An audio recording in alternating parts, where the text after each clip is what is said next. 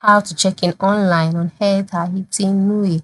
Hello friends, welcome to another tutorial. In this video, I'll show you how you can check in online on Hair Tahiti Nui.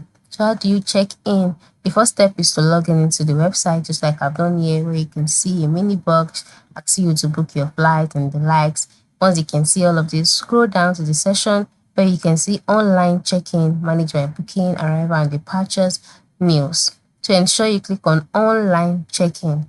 So on the online check-in page, you can see right up prepare for departure and the like. So you must note that you can check in between 24 hours and 5 hours before takeoff for all flights operated by Air Tahiti Nui. Take note of that. Then scroll down to the section where you'll be asked to enter in your booking reference or your e-ticket number.